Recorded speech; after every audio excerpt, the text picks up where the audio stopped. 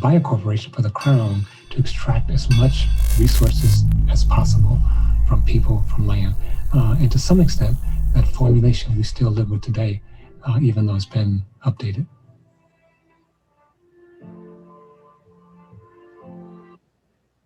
And so the replication of European feudalism into the colonies created race as the newest lowest rung, right? And then within the race hierarchy, there was a skin color hierarchy that came to be known as white supremacy, with white being receiving privileges that people branded not white wouldn't get.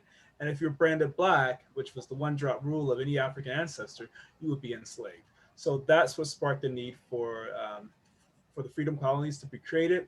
And throughout my research, I used a lot of different Black women scholars like Claudia Rankin, who coined the idea of the white imagination. She famously said, "When white men are shooting Black people, some of it is malice, and some and out of control images of Blackness in their minds." She also famously said, "Because white men can't police their imagination, Black men are dying." Some other scholars I used was or I used was Toni Morrison, who coined the white gaze, this idea of going up against a culture of systemic, institutional, structural white supremacy in all elements of society. She famously said, "I stood at the border, stood at the edge, and claimed it as central." Claimed it as central and let the rest of the world move over to where I was. So again, great scholar. Also, I mentioned Barbara and J. Fields and Karen E. Fields in their book Racecraft.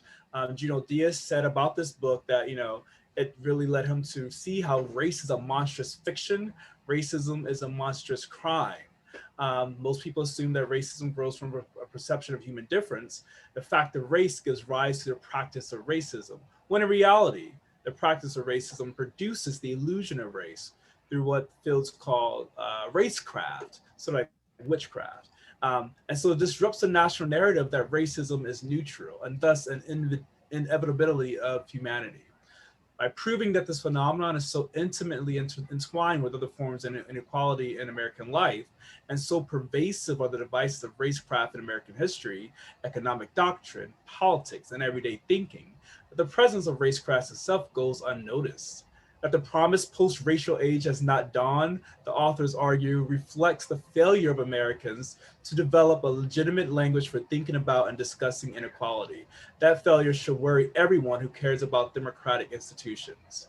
And of course, Gino Diaz is from the Dominican Republic. So when he says Americans, he means all the people in the Americas. And I extrapolate that to mean all the people in colonized worlds. So Nancy Eisenberg also created or had a great book called White Trash, where she goes into what Dr. John Powell was talking about earlier, that these newly minted whites had now to fight to class up out of this sort of negative definition where they were so close to blackness. Um, and Nancy, Eisenberg's article or book got a lot of fraction when we elected Donald Trump here in the U.S. because she showed that colonial America could never have existed without a large and forgotten class of waste people, the comics and orphans and indigenous servants who made America habitable for religious extremists and political idealists. Donald Trump himself comes from these people and thus spoke to them in their language, which sort of exemplifies the culture we're living in to this day. Again, there are people like Jane Elliot who are anti-racist activists, and they are looking at the culture that the freedom colonies were responding to, which was a genocidal system of terror with feudal institutions that created whiteness as the culture of white supremacy, thus replicating the European Dark Ages unto the colonies by further weaponizing the false premise of race.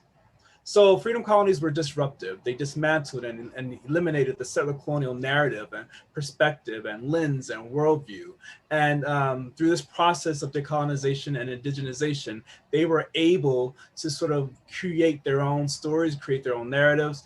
And I, as a direct descendant, am happy to sort of share their story. I'll now turn this over to Dr. Timothy Nelson.